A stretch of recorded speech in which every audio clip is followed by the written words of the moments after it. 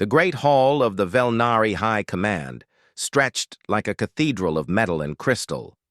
Purple light cast long shadows across the polished floor as General Thexvar walked toward the center of the room. His steps echoed in the silence.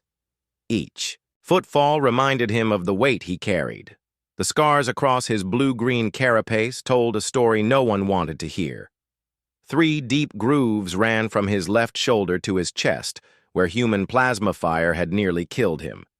His right arm moved stiffly from where a human soldier had broken it with bare hands. Most disturbing of all was his missing eye, torn out by a human female who used her teeth as weapons when her gun ran empty. The High Council sat in their elevated positions around him. 12 of the most powerful military minds in the Velnari Empire. Each one wore medals and honors from countless victories across the galaxy. None of them bore scars like his. Admiral Vexthor leaned forward in his chair. His pristine armor gleamed without a single mark of battle. He had commanded fleets for 20 cycles, but had never set foot on a contested world. His voice carried the confidence of someone who had never faced real danger. "General Thexvar," Vexthor began, "you stand before this council as the sole survivor of Contact Fleet 17. Your report claims that 300 of our finest warriors were destroyed by fewer than 50 humans. Explain this impossible claim." Thexvar closed his remaining eye. The memories came flooding back like acid in his veins. He could still smell the burning metal and hear the screams of his soldiers.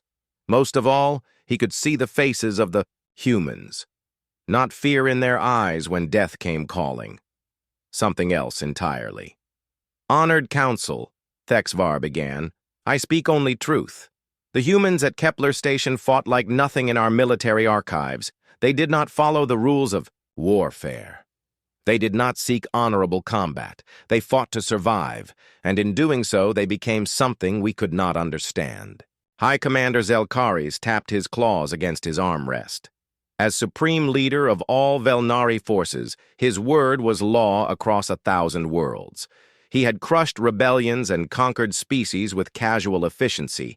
The idea that primitive humans could challenge his empire seemed like a joke. "Continue your report, General," Zelkaris ordered. "Tell us exactly what these humans did that our warriors could not counter." Thexvar straightened his shoulders despite the pain. "We arrived at Kepler Station with overwhelming force, 3 cruisers and 12 assault craft against their single research outpost. Our intelligence showed 47 humans with basic defensive weapons. Standard protocol suggested complete victory within 1 planetary rotation." He paused, remembering the moment everything went wrong. The humans did not respond to our surrender demands. They did not attempt to negotiate. When we landed our first wave, they were waiting in positions that should have been impossible to defend. But they were not trying to hold ground. They were trying to kill as many of us as possible before they died. Admiral Vexthor laughed, a sound like grinding metal. "Fear makes even the weakest creatures dangerous for brief moments. Surely our superior numbers and training overcame their desperation quickly." "No, Admiral." Thexvar's voice grew quiet. "It was not desperation. It was something else. The first human I encountered was wounded. Plasma fire had burned through his abdomen. Any rational being would have surrendered or died. Instead, he used his own blood to blind my squad leader, then detonated an explosive device while holding 2 of my soldiers." The council members shifted uncomfortably. Such tactics violated every rule of civilized warfare they knew. "The humans did not fight to win territory or achieve military objectives," Thexvar continued. "They fought to make us pay the highest possible price for every meter of ground. When we cornered 5 humans in a storage facility, they chose to bring down the entire building rather than surrender. When we captured their wounded, the prisoners attacked our medical staff with broken bones and torn metal." Commander Zelkaris leaned forward. "You are describing suicide tactics. Such methods are unsustainable. They could not maintain this behavior across an entire conflict." Thexvar met his gaze with his single remaining eye. That is where you are wrong, Commander. Each death seemed to make the survivors fight harder. When we killed their leader, a female named Xiong, the remaining humans did not break. They became something I have no words for. They turned their research station into a maze of death traps. They used their own technology against us in ways we never imagined. He walked to the center of the hall, his movements careful and measured. I watched a human male named Minseok continue fighting with both legs broken. He crawled through ventilation shafts and dropped explosives on my soldiers from above. When we finally cornered him, he was smiling. Smiling while he activated a device that killed himself and 6 of my warriors. The silence stretched like a held breath. Admiral Vexthor stood from his chair, his face showing the first signs of doubt. "These are isolated incidents," Vexthor said, though his voice lacked its earlier confidence. "Desperate actions by a cornered species. Once they understand our true military might, they will submit like all the others." Thexvar shook his head slowly. "I recovered some of their communication records. They knew they could not win. They knew they would all die. But they spoke of sending a message. They wanted other humans to know that the Velnari Empire could be hurt.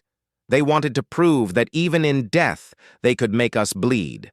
High Commander Zelkaris stood, his authority filling the room like a physical presence. "General Thexvar, your report shows tactical errors and poor leadership. A properly coordinated assault would have eliminated these humans efficiently." "I request permission to show you the battle recordings," Thexvar said desperately. "Let the Council see what I witnessed.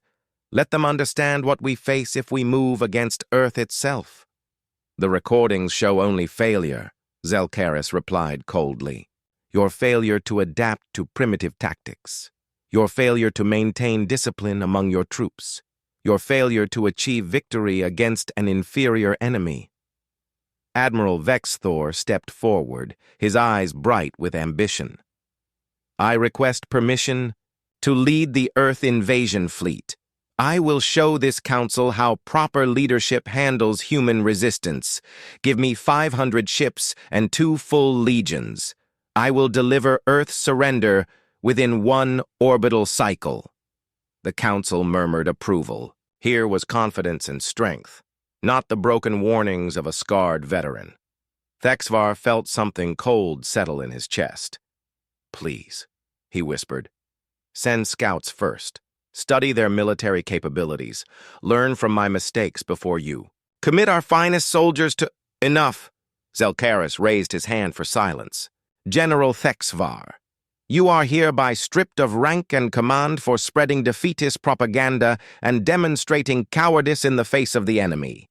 Admiral Vexthor, prepare your fleet. The humans will learn what happens to those who defy the Velnari Empire." As the council filed out to begin invasion preparations, Thexvar remained alone in the Great Hall. The purple light seemed dimmer now, casting shadows that reminded him of human faces in the smoke and fire of Kepler Station. They would not listen. They could not understand that some species fought not because they could win, but because they could not bear to lose without taking their enemies with them. The Velnari Empire was about to learn what that meant. The morning sun cast long shadows across mining colony Taijin 7 as Daehyun walked the perimeter of the main excavation site. Red dust swirled around his boots with each step. The massive drilling equipment hummed with steady purpose, pulling rare minerals from deep beneath the planet's surface. This world had been his home for 12 years, and he knew every rock formation and canyon like the lines on his weathered hands.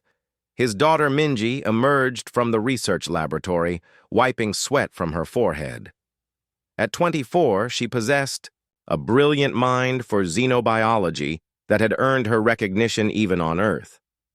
But she had chosen to stay on this remote world, studying the strange life forms that thrived in the planet's harsh environment. "The crystalline formations are showing unusual growth patterns again," Minji reported, falling into step beside her father. "I think the seismic activity from the deep mining is affecting their cellular structure." Daehyun nodded absently. His attention was focused on the horizon where heat shimmer made the distant mountains dance like living things. Something felt different today. The air carried a tension he could not name. "Have you seen Hyunwoo this morning?" he asked. He was checking the perimeter sensors before dawn, Minji replied. "Said something about unusual readings from the orbital detection grid. They found Hyunwoo in the colony's small security center, hunched over multiple display screens." His weathered face showed the kind of concentration that came from years of military training. At 52, the former Earth Special Forces veteran had seen combat across 3 star systems before retiring to this peaceful mining world. His gray hair was cut short in military fashion, and old scars marked his hands and arms. "What do you have for me?" Daehyun asked. Hyunwoo looked up with troubled eyes. Long-range sensors picked up gravitational disturbances at the edge of the system. "Something big is coming. Multiple contacts moving in formation." Daehyun felt his stomach tighten. Could it be an Earth fleet? Wrong vector, and the signatures don't match any human vessels in the database. Hyunwoo pulled up star charts on his main screen. "These are alien ships, and they're heading directly for us." The 3 of them stared at the display in silence. Taejin 7 was located far from major shipping routes, chosen specifically for its isolation. Few people even knew the colony existed. "How long before they arrive?" Minji asked quietly. "Based on current speed and trajectory, approximately 18 hours, Hyunwoo replied. "Maybe less if they have better engines than our sensors can detect." Daehyun ran his hands through his graying hair. As colony foreman, the safety of 237 people rested on his shoulders. These were miners and researchers, not soldiers. They had families and dreams and no experience with alien contact. "We need to call Administrator Soo-young," he said finally. They found Soo-young in her office, reviewing quarterly production reports. At 38, she had managed the colony's civilian operations with steady efficiency for the past 6 years. Her calm demeanor had guided them through equipment failures, supply shortages, and the 100 small crises that plagued frontier settlements. When Hyunwoo explained the situation, her face went pale, but her voice remained steady. "What are our options?" "We can try to evacuate," Hyunwoo said. "Load everyone onto the cargo haulers and make for the nearest inhabited system. But those ships are slow and old. If the aliens want to stop us, they can." "What about calling for help?" Soo-young asked. "The nearest Earth fleet is 3 months away at best," Hyunwoo replied. "We sent the distress signal, but we're on our own until help arrives." Daehyun walked to the window overlooking the colony. Below him, people went about their daily routines. Children played between the prefabricated buildings while their parents worked the mines and processing facilities. These people had built something precious here on this harsh world. They had created homes and communities and hope for the future. "I won't abandon what we've built," he said firmly. "This is our home." Soo-young stood and joined him at the window. "Daehyun, we have to be realistic. If these aliens are hostile, we don't have the weapons or training to fight them." "Maybe we don't have to fight," Minji suggested. "Perhaps they're explorers like us. They might just want to establish contact." Hyunwoo shook his head grimly. "Military formations don't approach peaceful colonies like this. These ships are coming in attack pattern. They're not here to talk." The weight of decision settled on Daehyun's shoulders like a physical burden. Every choice carried terrible consequences. Evacuation meant abandoning their life's work and hoping the aliens would let them flee. Standing their ground meant risking everyone's lives for buildings and equipment. But as he watched the colony below, he saw something more than just structures and machinery. He saw the workshop where old Young-ho taught apprentices the art of precision welding. He saw the greenhouse, where Yoonji grew vegetables that tasted like earth despite the alien soil. He saw the school where Bo-young filled young minds with knowledge and wonder. This was not just a mining operation. It was a human foothold among the stars. "We stay," he announced. "This is our world now. We defend it." So-young turned to face him with worry in her eyes. "With what?" "We have mining equipment and a handful of security weapons. These aliens probably have military technology we can't even imagine." Hyun-woo was studying the colony layout on his tablet. "The mining tunnels run deep and connect across the entire site. The processing facility has industrial equipment that could be modified. The ore refineries use high-energy systems that might serve other purposes." "You're talking about turning mining tools into weapons," So-young said. "I'm talking about using everything we have," Hyun-woo replied. "The terrain favors defenders who know it well. The underground passages provide mobility and concealment. If we're smart about this, we might have a chance." Daehyun nodded slowly. "What do you need from us?" "Time to prepare and people willing to learn fast," Hyun-woo said. "I can teach basic combat tactics, but everyone will need to contribute. The miners know explosives and heavy machinery. The technicians understand electronics and power systems. Even the researchers might have skills we can use." Minji straightened with sudden determination. "The local life forms I've been studying have some interesting defensive adaptations. If we're really doing this, I might be able to help in ways you haven't considered." So-young remained silent for several minutes, wrestling with the enormous responsibility. Finally, she spoke with quiet resolve. "If we're staying, we need to tell everyone the truth. Let them choose for themselves whether to fight or try to evacuate." Within an hour, the colony's entire population had gathered in the main assembly hall. Daehyun stood before them and explained the situation without softening the harsh reality. Alien ships were coming. They appeared to be hostile. Help would not arrive in time. The reaction was immediate and varied. Some families with young children chose evacuation despite the risks. Others, particularly those who had invested years, building their lives here, declared their intention to stay and fight. Old Changmin, who had survived the resource wars on Mars, stood slowly. "I didn't come all this way to run from another fight. Count me in." Young Sujin, barely 18 and fresh from engineering school, raised her hand. "I know the power grid better than anyone. Tell me what you need." One by one, more colonists stepped forward. Not because they were soldiers or heroes, but because Taijin 7 had become something worth defending. As the sun set over the red landscape, Hyun-woo began organizing defenses while Daehyun coordinated the evacuation of those choosing to leave. Minji worked frantically in her laboratory, preparing biological surprises that might give them an edge. In the growing darkness, the colony transformed from a peaceful mining settlement into something harder and more determined.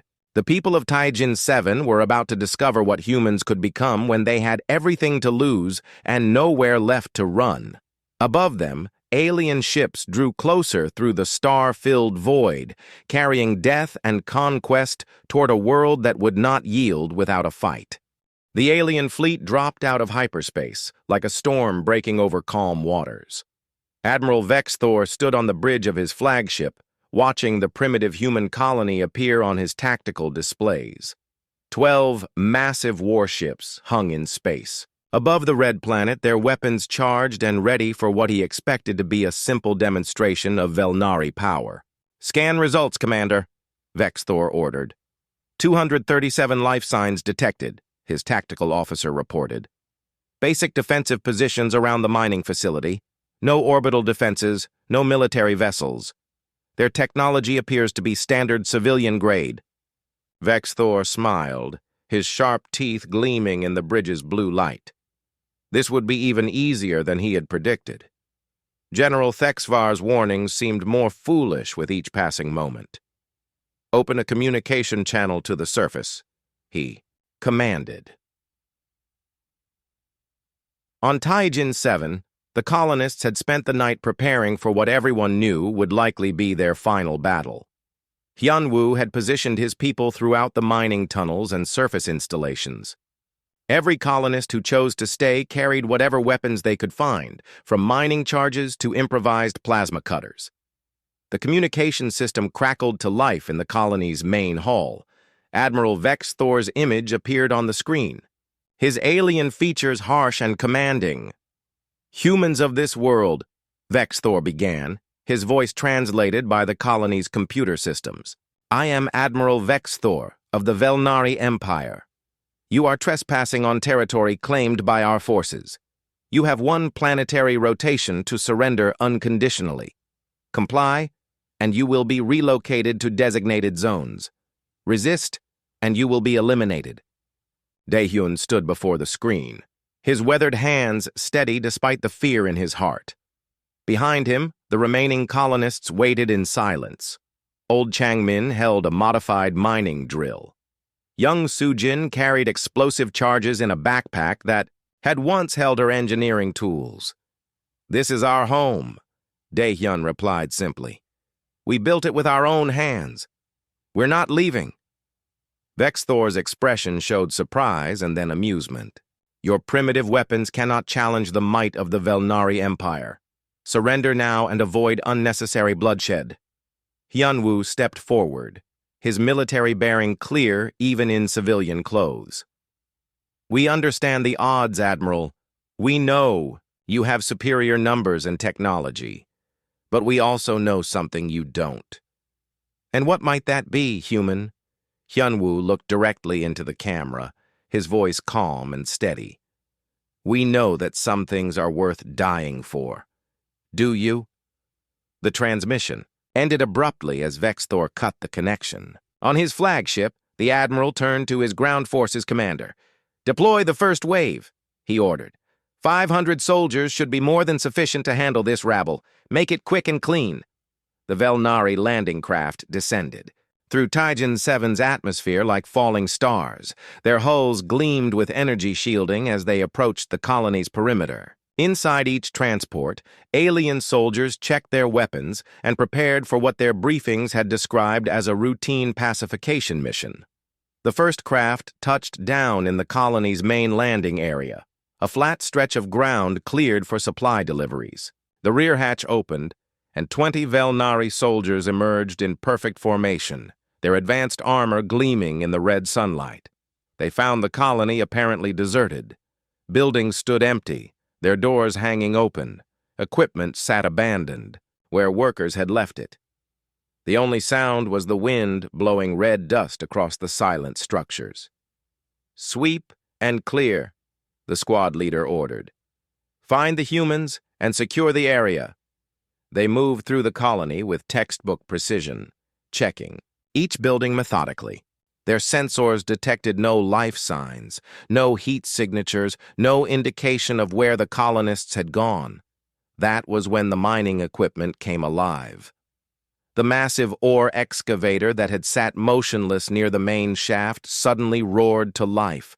Its huge mechanical arms swung in a wide arc, smashing into the nearest Velnari squad with the force of a meteor impact.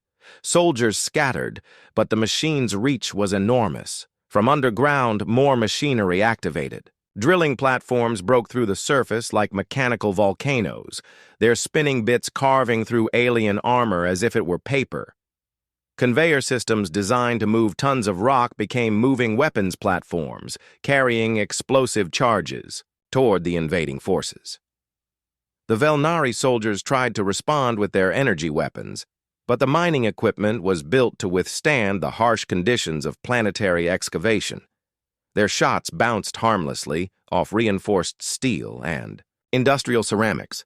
"This is Squad 7. The panicked voice of a Velnari soldier crackled over their communications. "We're under attack by their industrial machinery. It's moving on its own. How is this possible?" In the colony's underground control center, Sujin monitored dozens of displays showing the surface battle. Her engineering knowledge had turned construction equipment into remote-controlled weapons. Every machine that had once pulled wealth from the planet's depths now served a different purpose. Mining. "Platform 6 is taking heavy fire," she reported to Hyunwoo. "I can keep it operational for maybe 10 more minutes." "That's all we need," Hyunwoo replied. He was coordinating the defense from a position that gave him views of the entire colony. "Daehyun, Are your teams ready?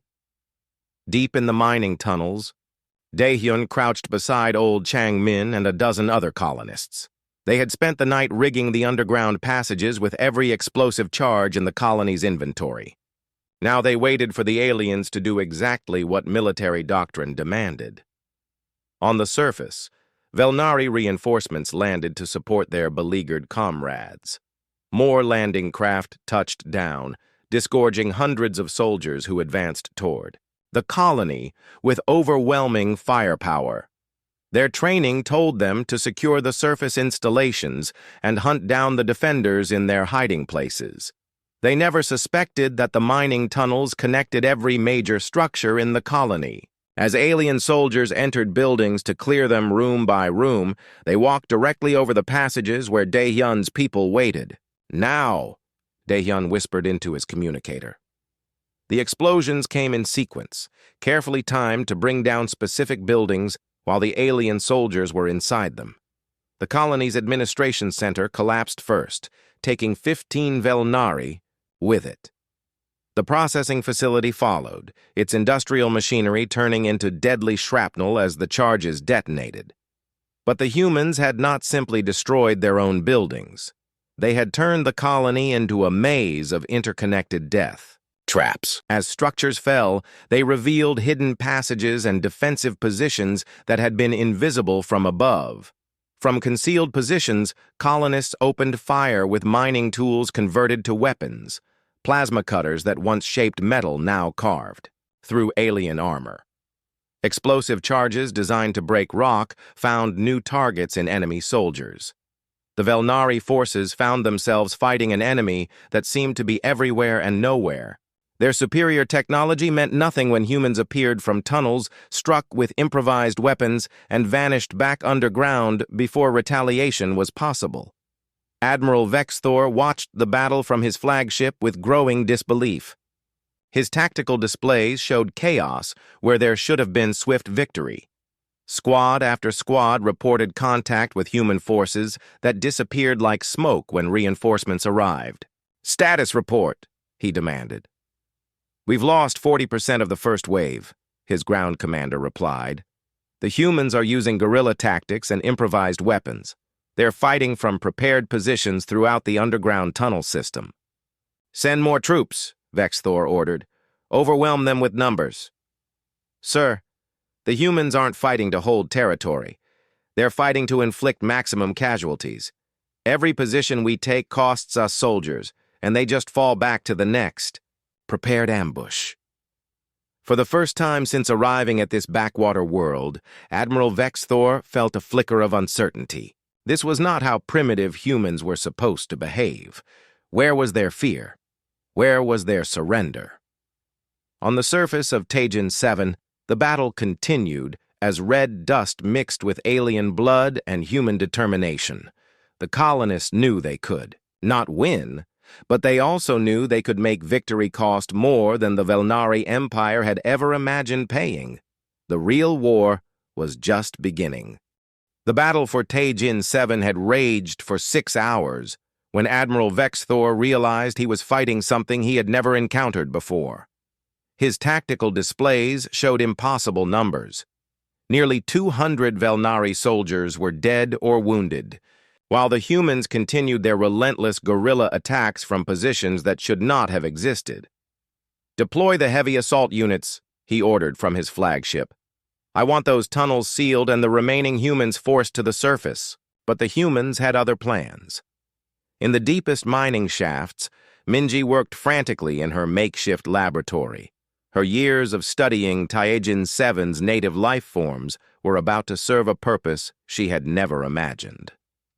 The planet's crystalline, parasites normally harmless to humans, had a very different effect on alien biochemistry.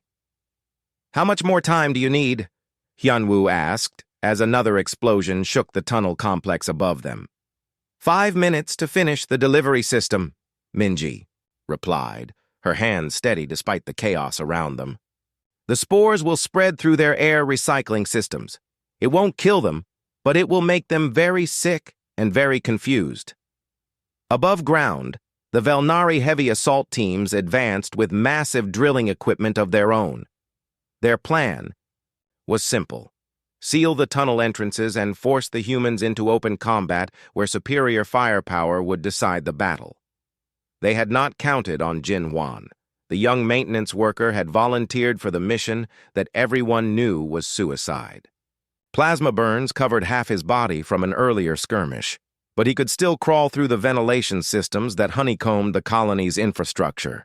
Explosive charges were strapped to his chest and back. Enough destructive power to bring down a city block, all controlled by a simple dead man's switch in his failing hand. If he let go, everything within 50 meters would cease to exist.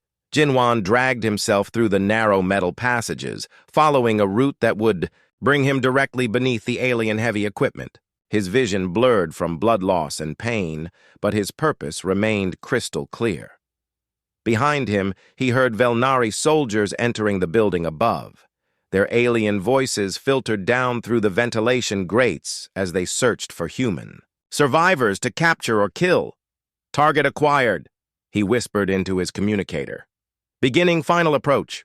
In the underground command center, Hyunwoo listened to Jin Wan's report with the weight of command heavy on his shoulders. Every colonist who died in this fight was someone he had known personally. Someone with family and dreams and reasons too. "Live.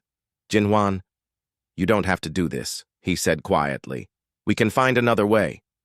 "No, sir," came the reply, made distorted by pain and failing communication equipment. "This is the way. Tell my sister on New Seoul that I died protecting our home." The explosion lit up the colony like a second sun. The Velnari heavy drilling platform disappeared in a ball of fire and twisted metal. The three buildings surrounding it collapsed as their foundations cracked and buckled. 15 alien soldiers died instantly, while 20 more were trapped in the rubble. But more disturbing to Admiral Vexthor than the tactical loss was the strategic implication. The humans were not just willing to die for their cause. They were eager to take aliens with them into death. "Sir," his communications officer reported, "we're receiving surrender requests from multiple ground units. They're requesting immediate extraction." Vexthor turned in shock. "Surrender requests? From our own forces?" "The humans are using biological weapons that affect our respiratory systems," the officer explained. "Our soldiers are reporting severe disorientation and panic attacks. They can't maintain formation or follow orders effectively." On the surface, Minji's biological warfare was taking its toll. Velnari soldiers stumbled through the colony ruins like drunkards, their sophisticated equipment useless as the crystalline spores invaded their nervous systems. What had been an organized military operation was degenerating into chaos. But the humans were not finished. Daehyun emerged from a concealed position, carrying something that made the surviving aliens freeze in terror. In his hands was the body of a dead Velnari soldier, but he was not carrying it as a trophy or proof of victory. He was carrying it as a weapon. The Velnari had discovered too late that humans possessed an intimate knowledge of anatomy that extended beyond their own species. Daehyun had studied the alien corpses from earlier battles, learning the location of vital organs and weak points in their armor. Now he used that knowledge with the methodical precision of a mining engineer. The dead alien's energy weapon had been modified with human tools, its power cells overcharged to the point of instability. When thrown into a group of living Velnari, it would detonate with the force of a small bomb. "This is unacceptable," Admiral Vexthor declared as reports of the incident reached his flagship. "Deploy chemical weapons. Clear those tunnels with toxic gas." "Sir," his tactical officer replied hesitantly, "the humans have integrated their life support systems with the mining equipment. If we use gas weapons, we'll contaminate the entire planet. It will take decades to make the world habitable again." "Then so be it," Vexthor snapped. "I will not be defeated by primitive savages." The chemical bombardment began an hour later, Poison clouds rolled across the colony's surface, turning the red landscape into a toxic wasteland. Any human caught in the open would die within minutes of exposure, but the colonists had expected this. The mining tunnels had their own air supply, filtered and recycled through systems designed to operate in hazardous environments. They could survive underground for weeks if necessary. More importantly, they had prepared a response that defied every rule of civilized warfare the Velnari knew. Suyung had volunteered to lead what she called the accountability mission. As colony administrator, she felt responsible for every death in the battle. Now she would ensure that Admiral Vexithor understood the true cost of his invasion. The cargo hauler she piloted was one of the colony's oldest ships, scheduled for scrapping due to engine problems and structural fatigue. Its cargo hold contained every piece of radioactive material the colonists could gather, along with refined explosives from the mining operation. She had painted a simple message on the ship's hull. "Remember Taijin 7. Suyung, you don't have to do this." Dae-hyun's voice crackled over the communication system. "We've made our point. They know we won't surrender." "No," she replied, her voice steady despite the enormity of what she was about to do. "They need to understand that there are consequences for attacking innocent people. They need to learn that humans remember." The cargo hauler accelerated toward the Velnari flagship with all the speed its failing engines could provide. Automated defense systems tried to intercept it, but the ship was too small and moving too fast for effective targeting. Admiral Vexthor watched in disbelief as the human vessel approached his ship. "What are they trying to accomplish? That cargo. Hauler couldn't damage our shields with conventional weapons." He learned the answer when the hauler struck his flagship's hull and detonated with the force of a nuclear weapon. The explosion tore through 3 decks, venting atmosphere and causing massive system failures. The radioactive material spread throughout the ship's interior, making entire sections uninhabitable. Most shocking of all was the realization that the human pilot had been smiling as she died. The bridge cameras had captured her face in the final moments, and her expression was one of grim satisfaction. For the first time in his career, Admiral Vexthor felt fear. These humans were not fighting according to any military doctrine he understood. They were fighting with a personal hatred that turned every battle into a blood feud. In the underground tunnels of Taijin 7, the surviving colonists listened to reports of the successful strike against the Velnari flagship. They knew the cost of their resistance was mounting with each passing hour, but they also knew they were proving something important. Humans could be broken, but they could not be made to submit. They could be killed, but they could not be made to surrender their dignity. And most importantly, they would make any enemy pay such a terrible price for victory that other species would think twice before attacking human worlds. The battle was far from over, but the message was already clear. The Velnari Empire had made a mistake that would echo across the galaxy for generations to come. They had attacked a species that fought not just with weapons, but with their souls.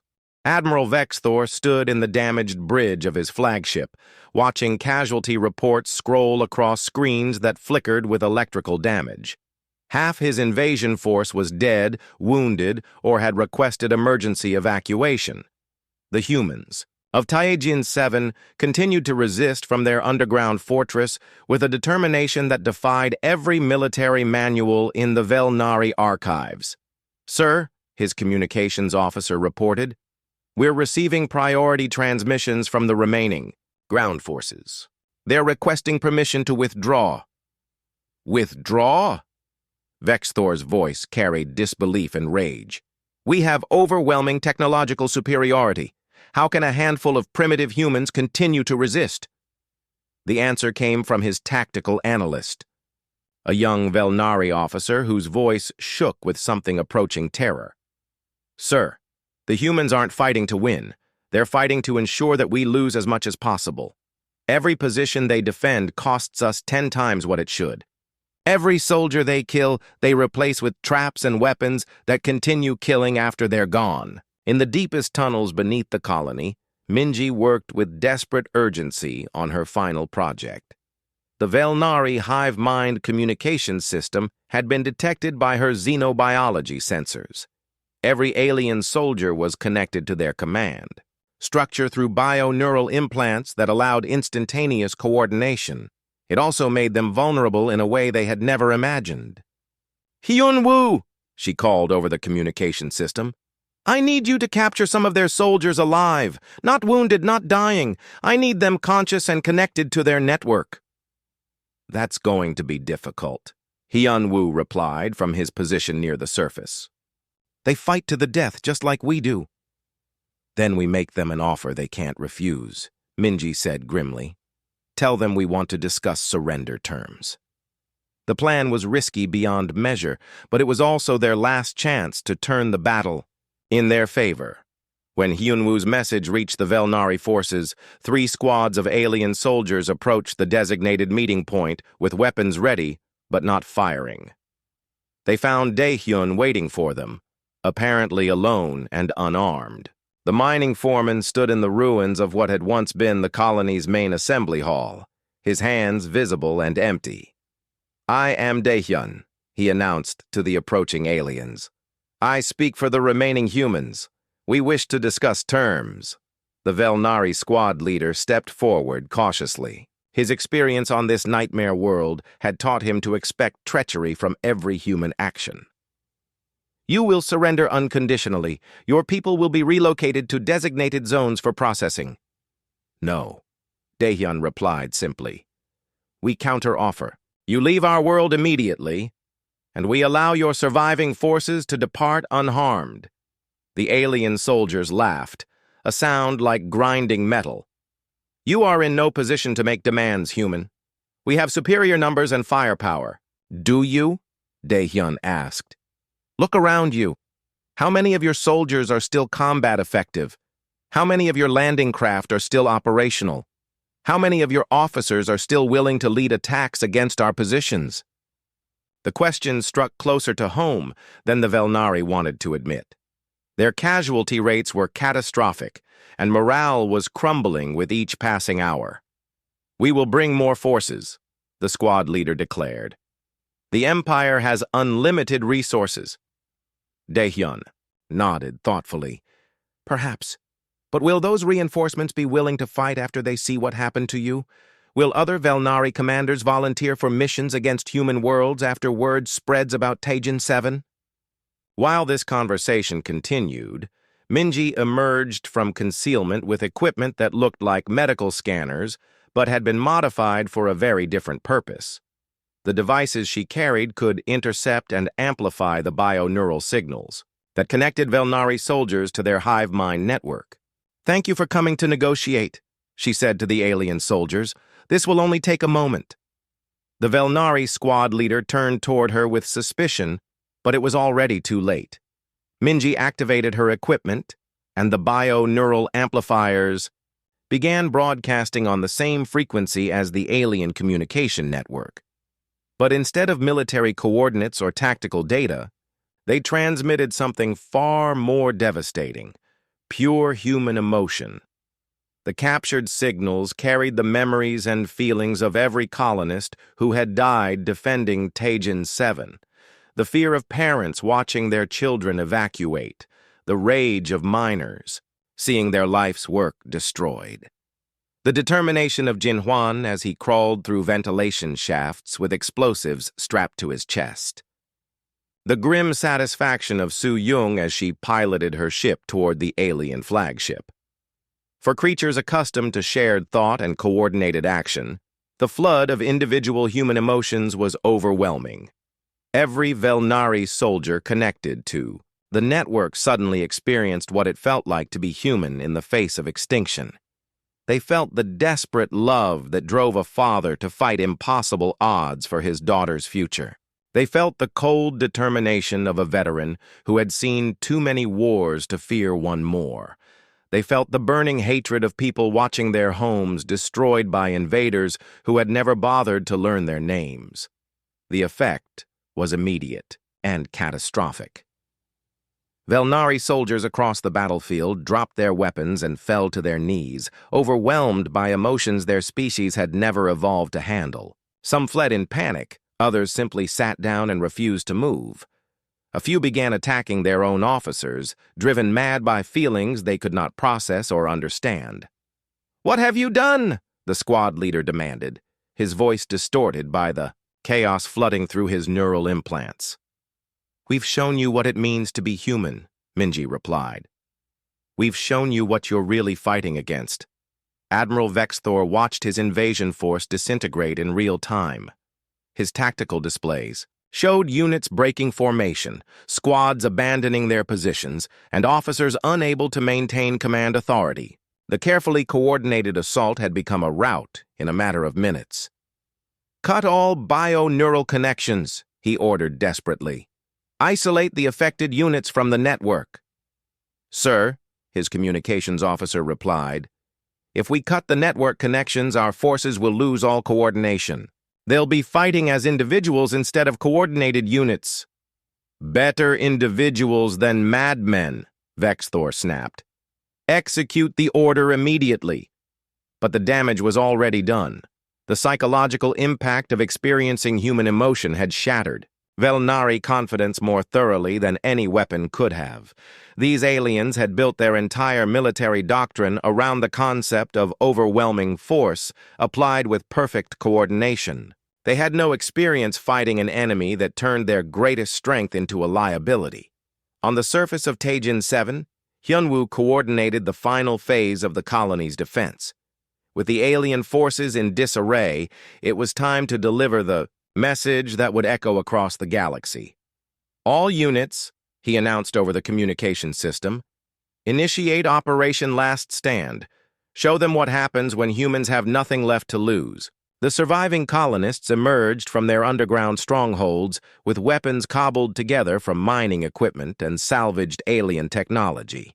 They moved through the confused Velnari forces like hunters among sheep, striking with precision and purpose that their enemies could no longer match. But this was not a battle for territory or resources. This was a demonstration of what humans could become when pushed beyond the breaking point. Every alien soldier who survived would carry the memory of this battle back to the Velnari Empire. They would tell stories of humans who fought with broken bones and bleeding wounds. They would describe colonists who smiled as they died as long as they took enemies with them. Most importantly, they would spread the word that humanity was not a species to be conquered lightly. The humans of Taejin 7 had proven that some costs were too high to pay, even for an empire that counted its strength in star systems. Admiral Vexthor finally understood what General Thexvar had tried to warn them about. The humans were not just another species to be conquered. They were something unique in the galaxy.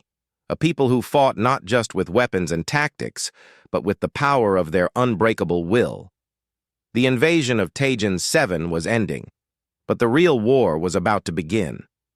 General Thexvar received the first fragmentary reports from Taejin 7 while sitting in exile on a remote moon, stripped of rank and honor by the very empire he had tried to warn. The numbers made no sense at first. Admiral Vexthor's overwhelming invasion force had suffered 90% casualties against fewer than 200 human colonists. As more details emerged, the true scope of the disaster became clear. The Velnari Empire had not just lost a battle. They had lost their reputation for invincibility, their confidence in their military doctrine, and their belief that superior technology guaranteed victory. But the reports from Taejin 7 were only the beginning. 3 days after the failed invasion, Earth's response fleet arrived at the edge of Velnari space. Admiral Young-ho commanded a force that dwarfed anything the aliens had seen before. 200 warships moved in perfect formation, their hulls bearing the scars of battles across 3 star systems. Unlike the colonial mining equipment that had defended Taejin 7, these were purpose-built instruments of war. Each ship carried weapons designed by humans who had studied the wreckage of Velnari technology and found its weaknesses. Each crew was trained by veterans who had learned from the colonists' desperate tactics. "Open a channel to the Velnari High Command," Admiral Young-Ho ordered from the bridge of his flagship. His weathered face showed the kind of calm that came from absolute certainty of purpose. The communication was answered by High Commander Zelkaris himself, the supreme military leader who had dismissed General Thexvar's warnings and authorized the invasion of human space. "I am Admiral Young-Ho of the Earth Defense Fleet," the human commander announced. "You have attacked our people without provocation. You have murdered colonists who pose no threat to your empire. This aggression will not stand." Zelkaris tried to project the same authority that had cowed 1,000 alien species. "You are trespassing in Imperial space, human. Withdraw immediately or face the consequences." Admiral Young-Ho's expression never changed. "We are not here to negotiate. We are here to deliver a message that the entire galaxy will understand. No one attacks human worlds without consequences." The battle that followed was unlike anything in recorded galactic history. The humans fought with tactics that seemed to blend the desperate ingenuity of Taijin 7 with the disciplined precision of a military that had been forged in the fires of constant warfare. But more disturbing to the Velnari was the realization that Earth's forces were not seeking conquest or territory. They were seeking revenge, and they prosecuted that revenge with a methodical thoroughness that terrified every alien military observer. Human ships used kamikaze tactics that no sane species would attempt. Entire crews sacrificed themselves to deliver devastating strikes against Velnari command vessels. When conventional weapons failed, humans rammed their ships into alien formations with the same grim determination that Su Yung had shown in her final attack.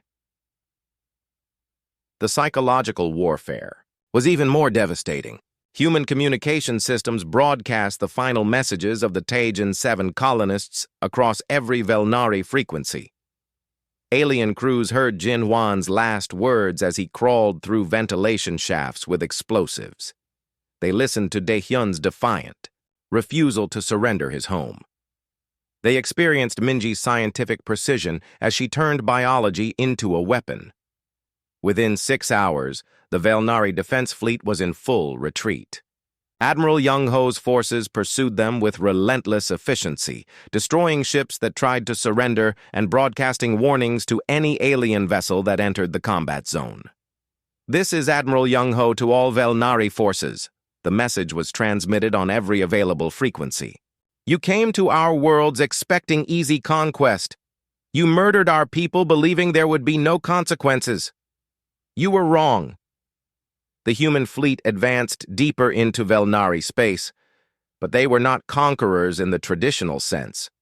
They were teachers, and their lesson was written in burning wreckage and the screams of alien crews who had learned too late what it meant to attack humanity.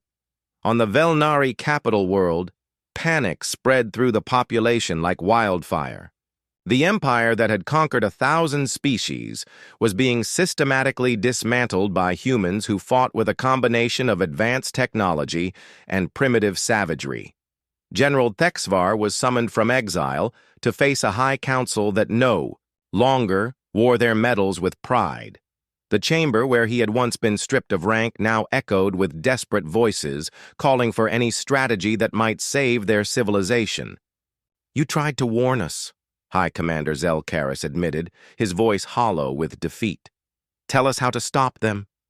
Thexvar looked around the chamber at faces that showed fear instead of arrogance.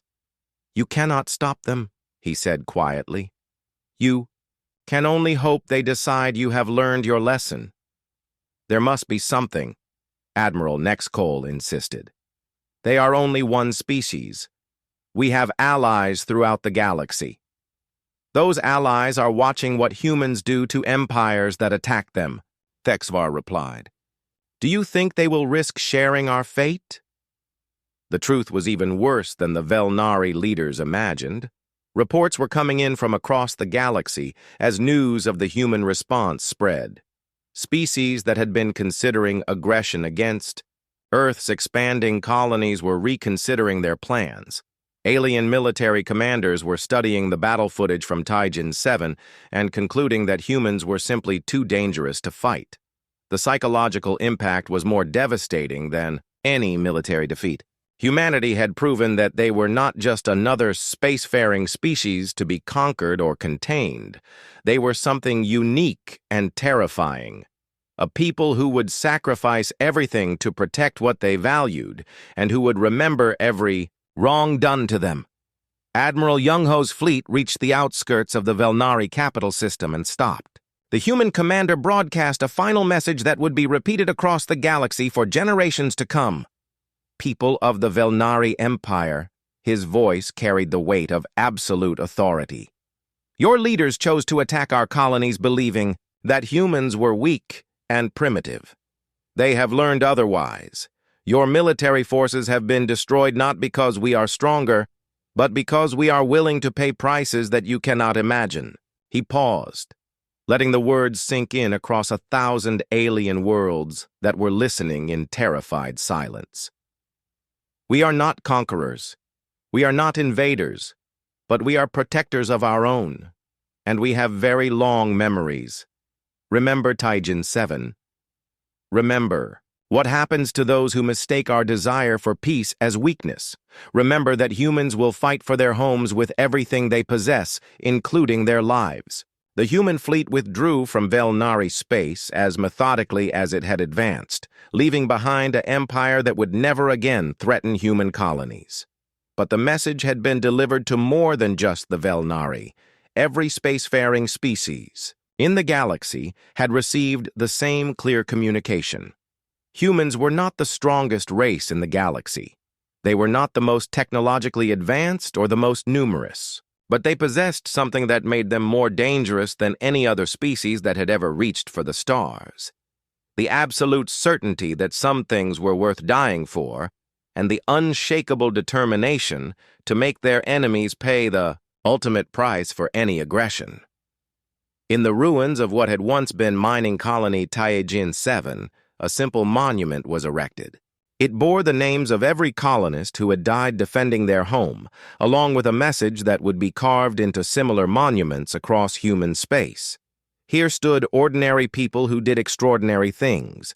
They proved that the human spirit cannot be conquered, cannot be broken, and will never surrender to those who mistake compassion for weakness. Their sacrifice will be remembered as long as humans travel among the stars. The galaxy had learned a new truth. Earth's children could be peaceful neighbors or implacable enemies, but they could never be victims. The choice, as always, belonged to those who encountered them among the endless dark between the stars. And in the depths of space, on countless worlds where humans were building new homes and new dreams, that knowledge served as both warning and promise. They would defend what they built with everything they possessed, and they would make the universe itself respect the price of threatening what they held dear.